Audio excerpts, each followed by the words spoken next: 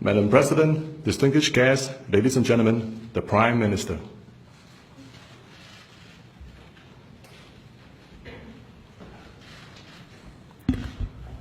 President Halima Ya'qoob and Mr. Muhammad Al-Habshi, Chief Justice, Excellencies and distinguished guests, ladies and gentlemen.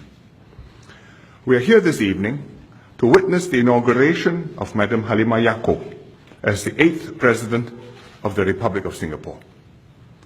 Madam President, congratulations on your election.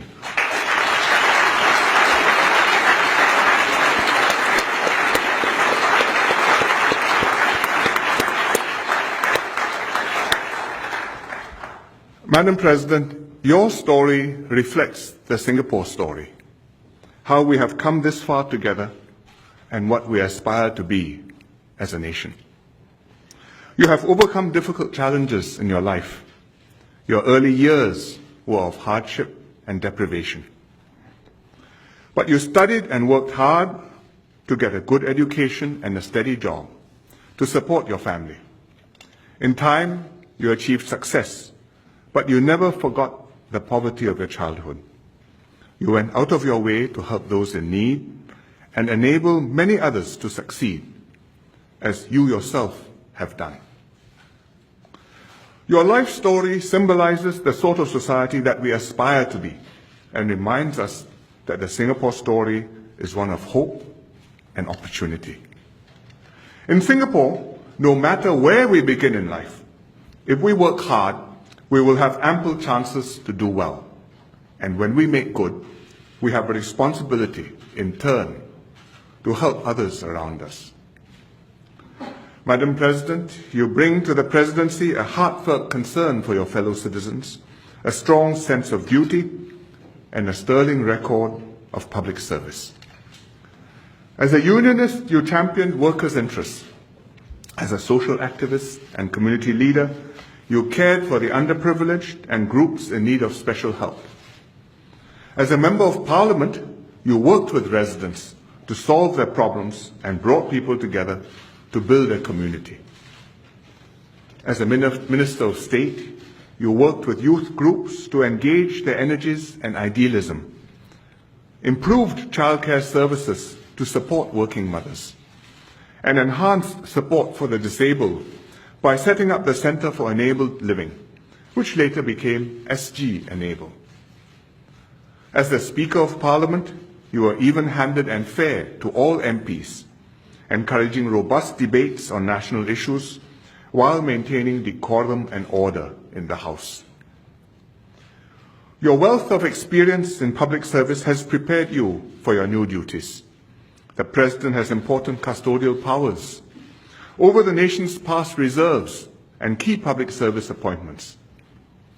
When exercising these custodial powers, you have to make independent judgments on the issues before you, taking full advantage of the experience and advice of the Council of Presidential Advisors. At the same time, the President has to work closely with the government for the two key mechanisms to function properly. I look forward to establishing such a relationship with you, just as I did with your predecessors. However, there is one significant difference between being President and your previous posts. Hitherto, you have been fighting the good fight in the unions, in the political arena, in the governing party. Now, as President, you have to be non-partisan and above the political fray. The highest office in the land, the President, is the symbol of the nation. As the President, you have to be the unifying figure of our nation and represent all Singaporeans. I'm confident that you will adapt to this new role and perform it with distinction. Madam President, you are the first Malay to become President since our first President, Encik Yusof Ishak, 47 years ago. You are also the first Malay to be elected President since it became an elected office in 1991, and the first President elected since the major constitutional changes last year. You are also our first female President. Your swearing in today is therefore a significant moment in our history. Today, we reaffirm the pledge that Mr. Lee Kuan Yew made on the 9th of August 1965, in the very first hours of our independence, that this would not be a Malay nation, a Chinese nation, nor an Indian nation. Everybody would have his place, equal regardless of language, culture, religion. When Mr. Lee made this pledge, we had a Malay head of state. President Yusof Ishak symbolized visibly that though we had been forced out of Malaysia, primarily because we were a Chinese majority city, independent Singapore would never in turn suppress its own non-Chinese minorities. We chose the nobler dream, a multiracial, multi-religious Singapore. Madam President, half a century later, you symbolize visibly that Singapore will persevere with this dream. This has become all the more urgent considering the trends in our region and the rest of the world.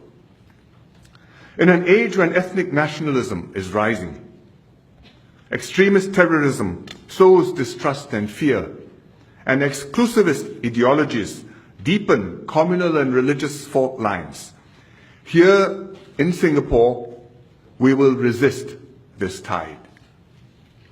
Here, the majority will make extra efforts to ensure that minorities enjoy equal rights.